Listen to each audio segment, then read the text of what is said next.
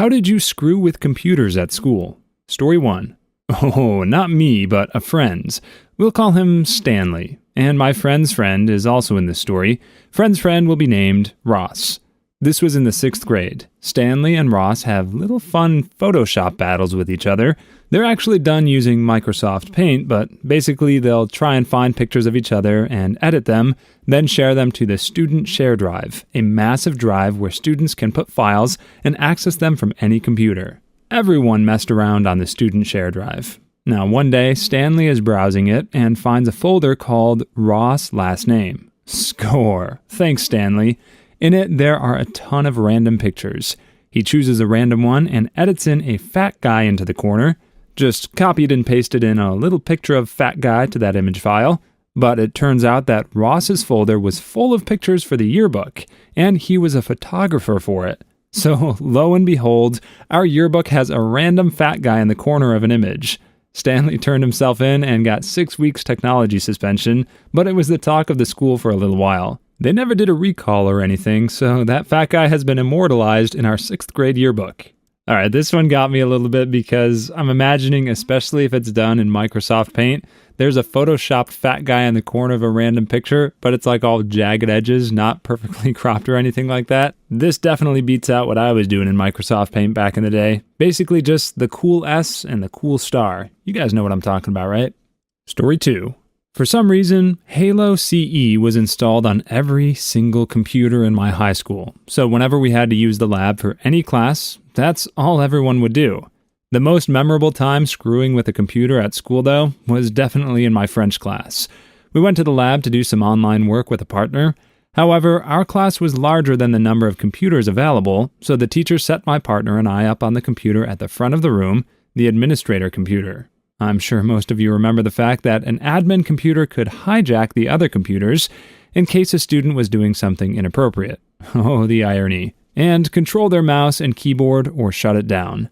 Realizing we had been given godlike powers, we immediately set to work abusing the frick out of them. It was always just one person at a time, at first, subtly jiggling their cursor or erasing a few letters in a document. It finally came to a head when we turned Safe Search off and forced a girl to watch One Guy, One Jar, and she completely lost it. Our teacher was completely oblivious that we were the culprits and sent a message to the principal that someone had infiltrated the school's network.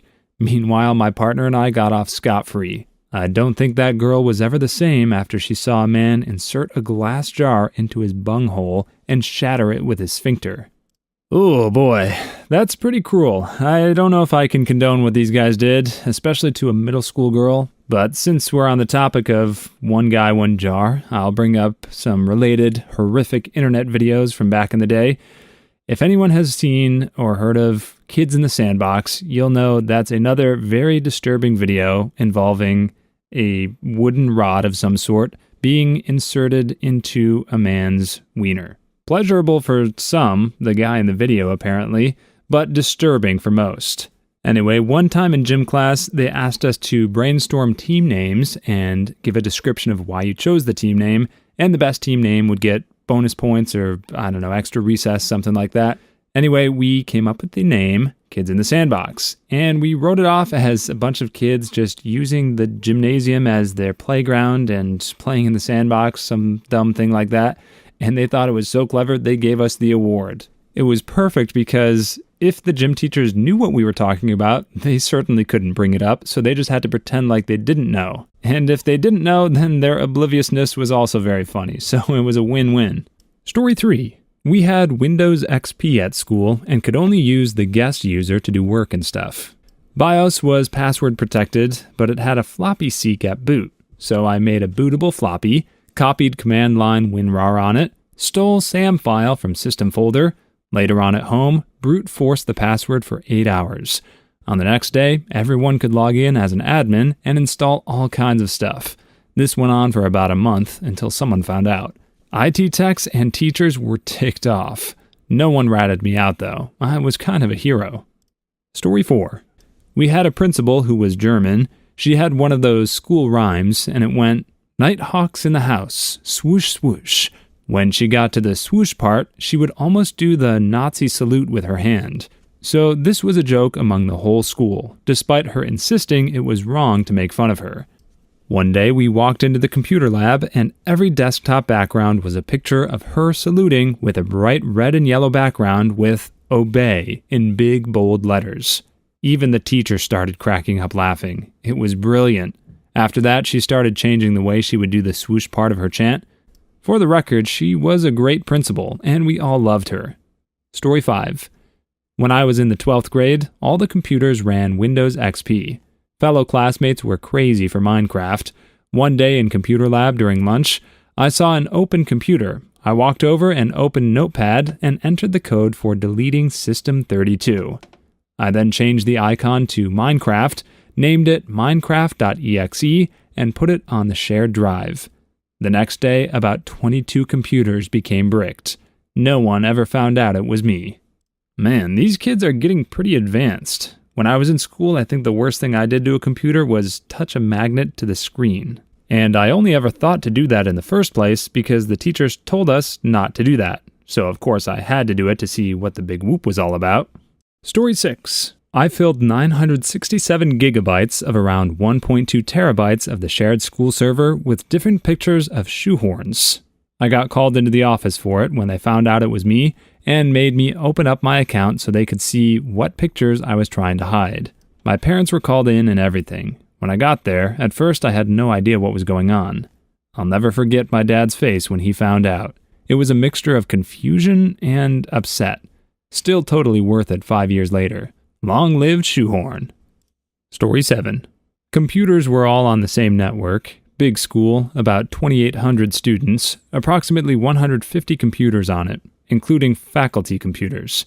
We learned the ability to use NetSend Lab 208, or whatever computer a friend was on, and we could send messages, basically texting. This evolved to us cheating on certain tests for some of our classes. Never got caught, but near the end of the year, the drafting and design teacher was doing a presentation to about 150 students, and someone sent a message to her computer. It popped up on her screen. I wasn't a part of the presentation. I was told the message was harmless, but after that, the network admins changed some settings, and we weren't able to do it anymore. Was a good run, though. Also, removing the trackballs from the mice. Story 8. We would take a screenshot of the desktop as it is, then delete all the icons off the desktop, and then make the screenshot we took the wallpaper. Watch people futilely click on the wallpaper and enjoy. Edit. Something else we'd try on occasion, since we were in graphic design class and had access to the necessary programs, besides Paint, was create fake Windows warning or dialog boxes. We'd make them say things like, delete computer, delete hard drive, or something else totally obnoxious like that. Then we'd just remove the no option or make both the options say yes. When it was done, we'd add it to the wallpaper that's already on the computer, so that it looks like it's a real dialog box that's popped up on the screen. This only worked once or twice that I remember. I think we fooled the programming teacher, who was really just the baseball coach teaching a class in order to remain as the coach. It's harder to get someone with this one, but it's equally funny. I did this too, but left a couple of functioning icons on the desktop, so if they click on that, it worked fine. But if they click on the others, it strangely isn't working. Much head scratching ensues. Fun times. Story 9. My computers in high school had a network that linked all computers together. We had personal folders, so we could access and work on homework and things like that. What I did was upload emulators for the Game Boy Advance and Nintendo 64 on the public folder, along with tons of ROMs. They later called me to the library because they found games on my account. Turns out they saw my RuneScape program I used to work around their firewall, but they never searched the public folder. Ah, yes, finally, I knew someone was going to mention RuneScape. That site was also blocked at my middle school, and since I wasn't as tech-savvy as this guy, I just resorted to daydreaming about the game and sketching pictures of my character until I could get home and continue playing. Story 10. My friend and I entered into the operating system itself a virus that would essentially hunt through email accounts with .edu addresses, so all teachers and administration, and display a picture of two women doing the deed. If the operator clicked more than 10 times, a video started. If the operator clicked more than 20 times, the noise started. The only way to get rid of it was simple. Control-Alt-Delete, and use taskbar to shut it down. Not that complex, obviously, although to be honest, I didn't do a lot of programming. I did some of the basics, however. I mostly did a strategic planning of how we were actually going to get it done and implement it. My friend's dad was a programmer and hobbyist hacker, so he actually helped my friend design it. I still find it hilarious that his dad was willing to mess with the teachers. He must have really hated our school. However, most of the teachers didn't know that. They didn't know who did it, but it was hilarious. Story 11. Not at school, but at work. I wrote a script that called the Windows Task Scheduler and made my boss's mouse button slip around, right button to left click, and left button to right click, every day at a fixed time. I did this about 2 months ago, and it clearly bugs him, but he hasn't been able to work out why. Story 12. My school district used Macs pretty much everywhere. A couple of the most common pranks: there was a key combination that would invert all the colors on the screen. If I recall correctly, it was all the meta keys and 8. It was a lot of fun to do this to someone who left their computer unattended and didn't know that. One of the function keys, I think F11, would move all the windows to the outside edge of the screen, showing the desktop. Pushing it again moved them back. But there was an animation associated with both of the movements. If you held Shift while tapping F11, it would do the same thing, but with the animation slowed down. The thing is, it didn't matter if the animation had completed or not, the machine would queue up another action for each time you hit F11, but wouldn't cancel the animation in progress.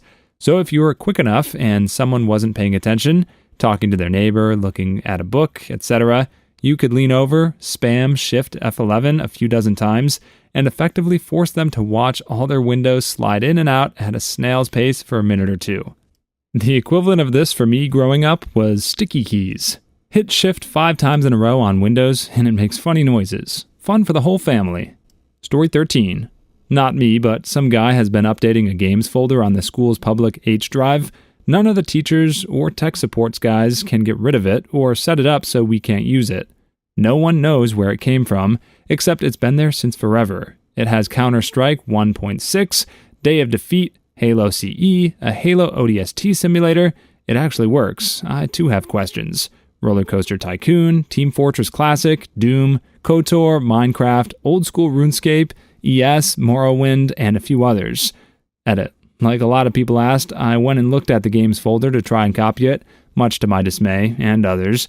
The folder is now almost gutted, excluding a proxy program, Halo CE, Undertale, and Counter-Strike 1.6.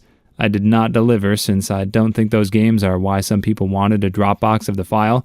Sorry you guys, not sure what happened. I'm just as bummed as you are. Alright, I will leave it to you guys to decide how cool I am based on the pronunciation of the games and how evident it is now of which ones I played and which ones I didn't. Story 14. I combined all the computer pranks I've heard at the time, flipped the view upside down, took a screenshot, flipped it back, set the screenshot as a desktop background, created a fake shortcut to Firefox to be a fork bomb, basically a bat file that shuts down the computer when launched, not sure how safe, turned off desktop icons, flipped the view upside down again so everything looked normal, but the mouse pointer seemed upside down and would move opposite, and to top it off, I put a piece of a post-it note on the mouse so it wouldn't work. A bit of an overkill, but seemed hilarious at the time. Got in trouble with my IT teacher. Story 15.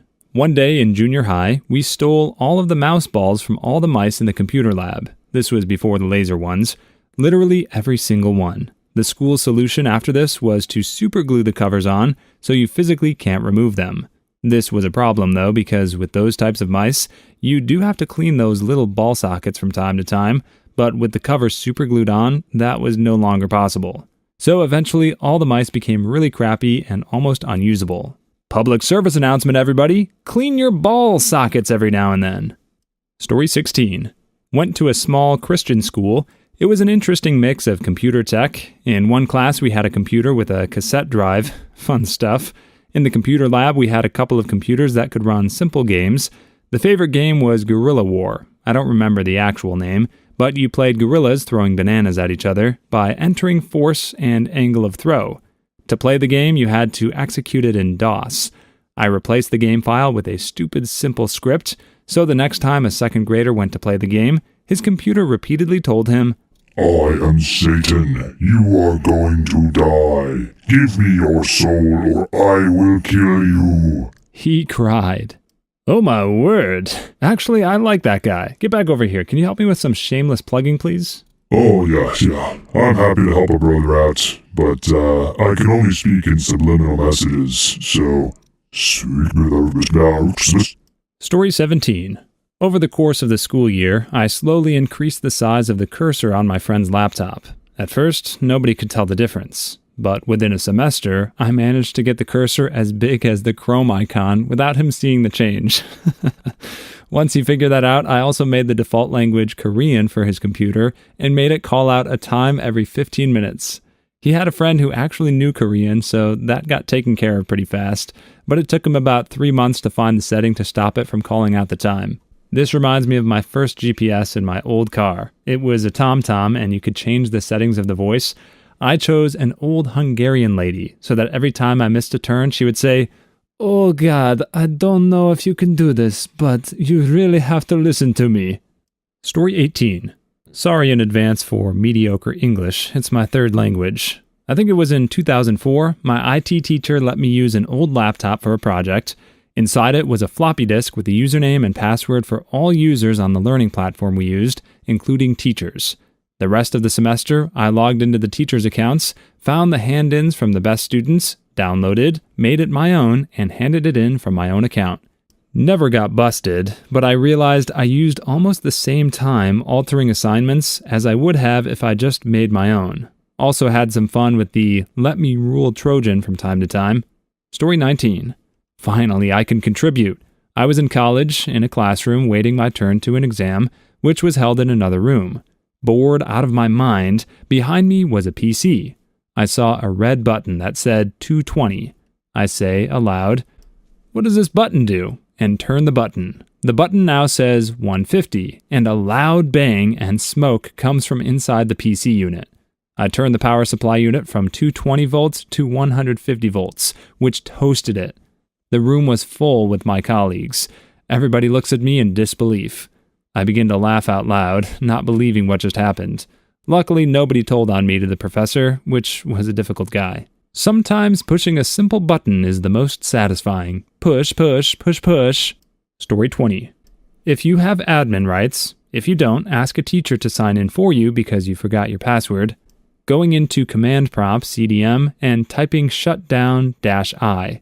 This will open a shutdown tool used for shutting down any computer in the network of your liking. Shut down computers that teachers are using, or students for that matter. Even shut down the whole school if you like.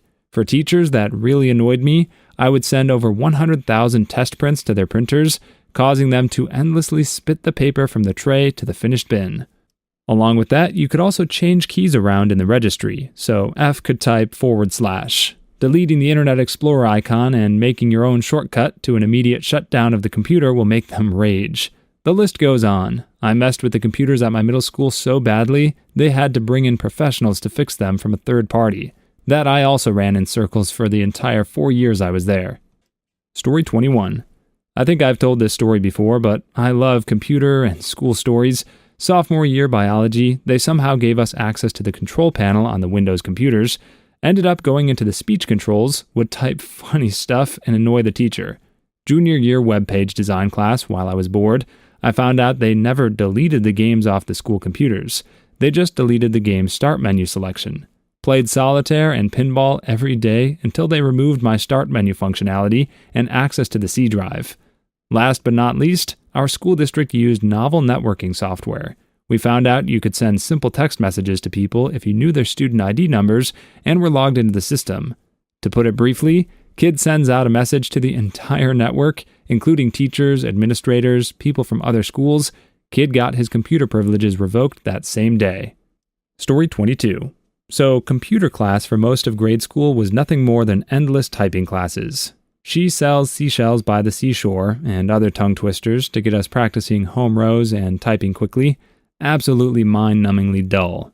Sure, getting to play Commander Keen or Wolfenstein afterwards was nice, but the reward was nowhere near worth the effort to reach it, and the teacher would constantly get frustrated with me ditching home rows and finishing faster and accurately without them. So one day, with us both being frustrated with each other, I restarted the computer and opened the BIOS setup utility and started changing random settings to random values. Child me was vindictive. Story 23. My school had one of those annoying monitoring programs, so the librarian could quickly see what you were doing and take control. And usually the guy would just turn the computer off. Someone found out then when she started watching a small square appear in the top left corner of the screen. If you right-click this square, you could reverse the control and take her computer over. Someone took over and rather quickly hit delete on the Windows folder. It didn't work, but it helped stop the overbearing watchful eye of the poopy librarian. Story 24. Our school network ran on Windows for Workgroups 3.0. Machines were locked down so you couldn't run your own programs on them. However, we discovered if you put a modified win.ini file, that allowed you to install your own programs in a network drive that came before where the lockdown version was stored. It would use that and you could install stuff.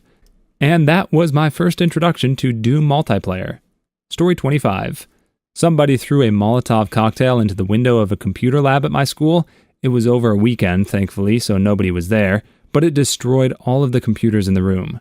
My friend and I got blamed for it because the teacher whose lab it was thought we didn't like her, which we didn't. Thankfully, our alibi was that we were on a plane flying back from a school exchange trip to Belgium when the damage occurred. There were several teachers on the flight to corroborate our story. That and, plane tickets. Story 26. Not that big, but hey.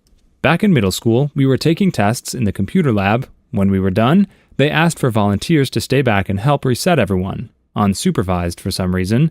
So my friends and I say sure and decide to change every monitor to a picture of Queen of England saying America's her witch or something like that. Keep in mind this is a small school in rural Oklahoma, so there were about 15 computers maximum. Story 27. I have an infrared laser on my phone that allows me to use my phone as a remote for any television or projector. We had a project due one day that we weren't quite finished with, so before class started, I blacked the large monitor and projector that couldn't be undone by the teacher's remote. So we got an extra day to do our PowerPoint. That and giving myself administrator power through the Safe Mode command console, I could control anyone's computer from where I was, including teachers. The following year, they removed CMD access. Story 28. A long time ago, when I was a wee little underground computer science major, I spent significantly more time in the Linux lab than was technically necessary. Part of this was because you could remote log in to the other computers in the lab, and then fork bomb your session to force whoever was currently logged in to have to reboot. There's nothing to teach you to save often, quite like devious classmates. Story 29. Gained access to one of the IT guy's computers. He had set up a link to his personal Dropbox in one of the network folders and snagged copies of their software that they used to remote into students' computers, along with other stuff. Then proceeded to use it to access computers my classmates were using and remote control them to look up stuff when they weren't looking or just their projects they were working on. I also created an application to uninstall sandboxing software they were using. You couldn't just uninstall the software, it was password protected. Then proceeded to install various applications. Finally, one year, I decided to just straight up install Windows 98 on a bunch of computers. Should have seen the IT's head spin. Dang, these are some naughty kids. Worst thing I did back in the day was mess around with the interactive physics software, go to addictinggames.com and albinoblacksheep.com. Please leave your story in the comments. I would love to make a video on them in the future. Also, don't forget to like and subscribe.